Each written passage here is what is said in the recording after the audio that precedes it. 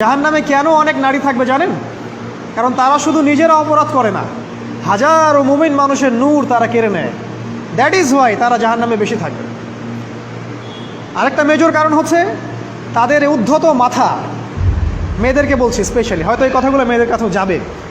তাদের এই উদ্ধত মাথা আল্লাহর বিধানের সামনে আত্মসমর্পণ করতে চায় না। তাদের এই উদ্ধত মাথাটা আল্লাহর বিধানের সামনে আত্মসমর্পণ করতে চায় না। এ কারণে তারা জাহান্নামে বেশি থাকবে। যে কোনো বিধান আল্লাহ তাদের সামনে বলেন, সব মেয়ের কথা বলছি না, ম্যাক্সিমাম বিভিন্ন যুক্তি তারা দিবে। সামি'না ওয়া আতা'না এই পর্যায়ের না, যুক্তি দিবে। পর্দা করলে কি এখন কেমন করে চাকরি করব, পর্দা করলে কেমন করে পড়াশোনা করা যায়, এখন তো যাইতেই হচ্ছে, কিছু তো করার নাই। বিভিন্ন যুক্তি, হাজারটা যুক্তি তারা দিবে। কে জানি তাদের ব্রেইনটাকে পুরো ওয়াশ করে ফেলছে। রাসূল সাল্লাল্লাহু আলাইহি ওয়াসাল্লাম বলেছেন, দজ্জালের শেষ অনুসারী হবে এক শ্রেণীর নারী। মাশাআল্লাহ, দজ্জালের শেষ অনুসারী হবে এক শ্রেণীর নারী। তাদেরকে ঘরে ইসলামিক অনুশাসনে রাখার জন্যে বাবা, ভাই, স্বামী শিকল দিয়ে বেঁধে রাখবে, তারপরেও তারা শিকল ছেড়ে বের হয়ে যাবে, আটকাতে পারবেন না। Because of their mind is brainwashed. এ কারণে দেখা যায় তাদেরকে যখন কোনো বিধানের কথা আপনি বলবেন, তাদের এই উদ্ধত মাথাটা আল্লাহর বিধানের সামনে অবনত হতে চায় না। বিভিন্ন যুক্তিতর্ক তারা দেয়। এই কারণেই তাদের সংখ্যাটা জাহান্নামে বেশি হবে। আরও কারণ আছে, রাসূল বলেছেন সারা জীবন তাদের জন্য করবেন। স্পেশালি তাদের উদ্দেশ্য করে বলছি যাদের অ্যাফেয়ার আছে। যতই করেন, যত কিছুই করেন না কেন, আপনি যদি তাকে ভোগ বিলাস এবং পার্থিব সুখ শান্তি দিতে না পারেন, সে আপনাকে চিনবে না এক সময়ে। আপনি যদি আমাদের কথা বিশ্বাস না করেন, লিখে রাখতে পারেন। আর এমনিতে লিগ্যাল বৈবাহিক সম্পর্কেও সারা জীবন অনেক কিছু করবেন, হঠাৎ একদিন কোনো একটা কারণে ঝগড়া লেগে গেছে, তখন দেখবেন সে বলে বসবে, সারা জীবন তোমার কাছে কিছুই পেলাম। আমি নারীদেরকে ছোট করছি না, তাদের কিছু কিছু পয়েন্ট বলছি। এইসব কারণে তারা জাহান্নামে থাকবে। আমি একটু এই কথাটা না বললে জাস্টিস হবে না। রাসূল সাল্লাল্লাহু আলাইহি ওয়াসাল্লাম মেরাজে গিয়েছিলেন, আপনারা জানেন। তিনি মেরাজের রাতে অনেক অলৌকিক জিনিস দেখেছেন, নবীদের সাথে সাক্ষাৎ করেছেন, ইভেন আল্লাহর সাথে কথা বলেছেন, আল্লাহর নূর দেখেছেন। এই সময় সবাই তাকে হাসি মুখে সম্বর্ধনা জানিয়েছিল। যার সাথেই দেখা হয়েছে তার সাথেই তিনি হাসি মুখে অভ্যর্থনা তাকে জানিয়েছে, আসসালামু আলাইকা আইয়ুহান নবী, সবাই বলেছে হাসি মুখে। একজন মালাক, একজন ফেরেশতা তাকে দেখে হাসেননি। একজন। আপনারা কি জানেন? রাসূল সাল্লাল্লাহু আলাইহি ওয়াসাল্লাম অবাক হয়েছিলেন। তিনি বলেছিলেন যে, ইয়া জিবরিল, ওর চেহারাটা এত গম্ভীর কেন, সে আমাকে দেখে হাসছে না কেন, তার মুখে হাসি নাই কেন? জিবরিল আমিন বলেছেন যে তার নাম হচ্ছে মালাক, তার নাম মালিক। তার নাম মালিক, সূরা যুখরুফের মধ্যে আছে। তার নাম মালিক। যেদিন থেকে আল্লাহ জাহান্নাম সৃষ্টি করেছেন, সেদিন থেকে তাকে জাহান্নামের দায়িত্ব দিয়েছেন, অর্থাৎ জাহান্নামের হেড অফ ডিপার্টমেন্ট, ইনচার্জ। সেদিন থেকে তার মুখের হাসি উঠে গেছে। আমরা দোয়া করি আমরা যেন তার সাক্ষাৎ না পাই। তার কাছে পারমিশন নিয়ে রাসূল সাল্লাল্লাহু আলাইহি ওয়াসাল্লাম জাহান্নামের দিকে তাকিয়েছিলেন, ভিতরে দেখেছেন কি আছে। তিনি পরে যা ব্যাখ্যা করেছেন তা হলো, আমি দেখলাম সেখানে খালি মেয়ে আর সেখানে নারী আর নারী। এই হাদিসটা আপনার মাকে বলবেন, আপনার বোনকে বলবেন, আপনার মেয়েকে বলবেন, আপনার স্ত্রীকে বলবেন। এই হাদিসটা যদি কারো হৃদয়ের মধ্যে গেঁথে যেতে পারে, তার দ্বারা অন্যায় করা সম্ভব না। কিভাবে একটা মেয়ে সব কিছু উন্মুক্ত করে ঘুরতে পারে যখন অলরেডি তার আত্মা জাহান্নামে জ্বলছে অলরেডি? কারণ ভবিষ্যৎ তো আল্লাহ জানেন। যেমন ওমর রাদিয়াল্লাহু আনহু এর ঘর জান্নাতে আছে, রাসূল সেটা দেখে আসেন নাই? এসে ওমর ইবনুল খাত্তাবকে বলেছেন না যে আমি দেখে আসছি তোমার ঘর, আমি ঢুকিনি তোমার ঘরে তোমার আত্মসম্মানের কারণে। তার মানে তিনি পৃথিবীতে বিচরণ করছেন, ঘর তো জান্নাতে অলরেডি তৈরি হয়ে আছে। মেয়েরা দিব্যি ঘুরছে এভাবে, এবং তারা মোটেও সচেতন না তাদের ঘর হয়তো বা জাহান্নামে রেডি। আর আমাদের এই so called modern western civilisation এদেরকে ব্রেইন ওয়াশড করে দিয়েছে। তারা বাজার করছে, তারা নগ্ন হয়ে ঘুরছে, কাপড় পরেও তারা নগ্ন থাকছে, তারা মডেলিং করছে, গান গাচ্ছে, নৃত্য প্রদর্শন করছে, মিডিয়া আসে, তার দেহ লক্ষ লক্ষ কোটি কোটি মানুষ দেখছে। হাজারো মানুষের নূর চলে যাচ্ছে, অন্যের নূর নষ্ট করে জান্নাতে যাওয়া যাবে না। রাসূল সাল্লাল্লাহু আলাইহি ওয়াসাল্লাম যে আলামতগুলো বলেছেন তার মধ্যে অন্যতম একটা আলামত হচ্ছে শেষ জামানায় মেয়েদের সংখ্যা বাড়বে, ছেলেদের সংখ্যা কমে যাবে। ইভেন একটা ছেলে 40টা মেয়ের দায়িত্ব নিবে। এটা আবার ভাববেন না 40টা ওয়াইফ, মা, খালা, নানি, ফুফু সব মিলায় 40। আর সামনে যে মহাযুদ্ধটা হতে যাচ্ছে এরপরে এরকমই একটা অবস্থা হবে যে ছেলেদের সংখ্যা পৃথিবীতে থাকবে না, খুব কম, এবং বেশি বেশি মেয়ে একটা ছেলের কাঁধে চলে আসবে। এখন অবশ্য আমাদেরকে ওই যে পশ্চিমারা শিখিয়েছে একটা ছেলে একটা মেয়েকে বিয়ে করবে।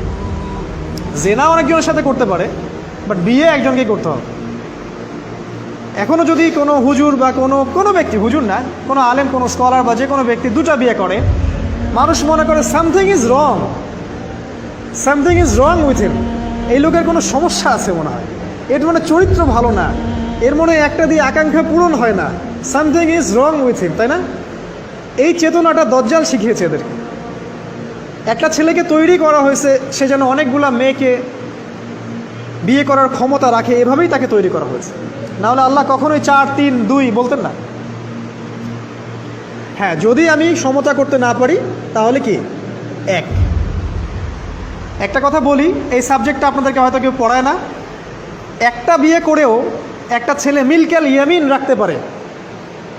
মিল্কেল ইয়ামিন মানে হচ্ছে দক্ষিণ হস্তের মালিক।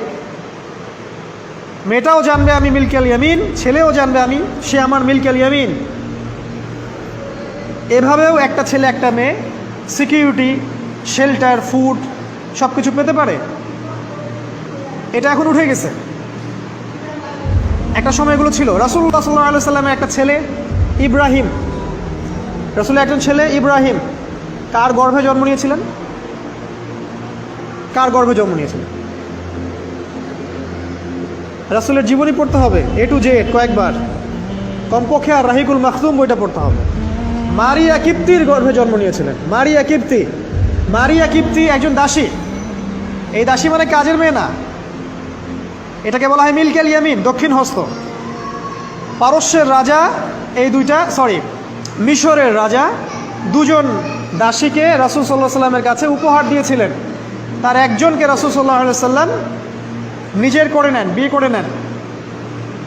তার গর্ভে জন্ম নিয়েছিল পুত্র ইব্রাহিম।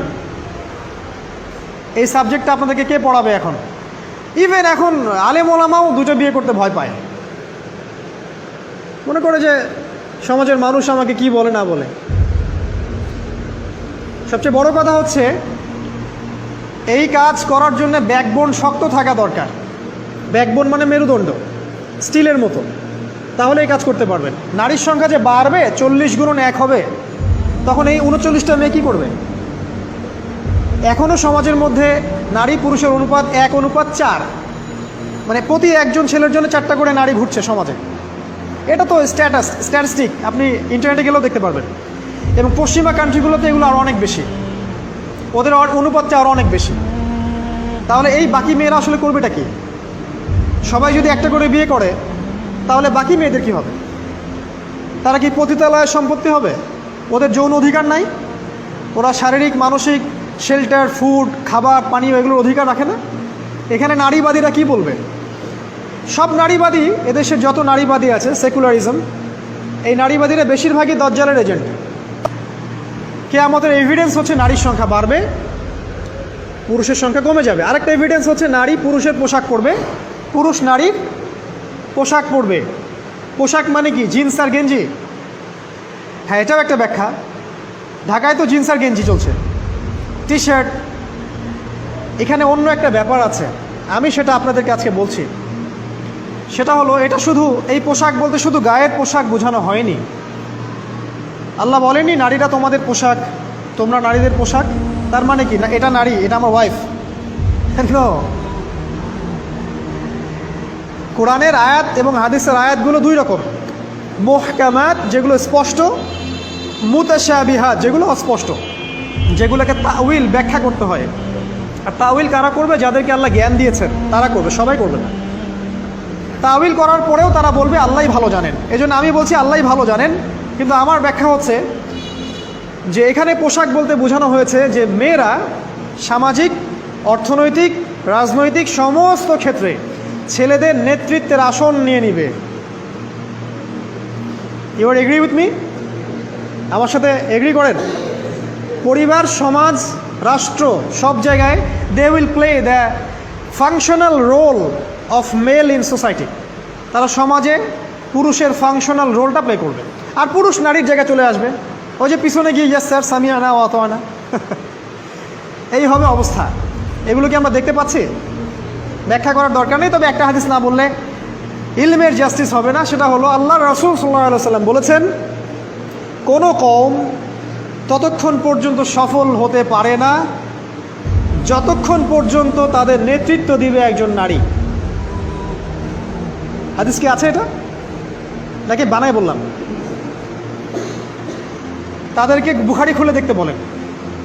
কোনো কওম, আর রাসূল যখন একটা কথা বলেছেন তার মানে পৃথিবী উল্টে গেলেও কথাটা সত্য হবে, কিছুই করার নাই। এই কারণে পশ্চিমারা এখন খুব ভয় পাচ্ছে, কারণ রাসূল সাল্লাল্লাহু আলাইহি ওয়াসাল্লামের অনেক ভবিষ্যৎবাণী আছে কিয়ামত সম্পর্কে। ওরাও এখন খুব ভয় পাচ্ছে, ওভার কনসিয়াস, যে এগুলো তো হতেই পারে।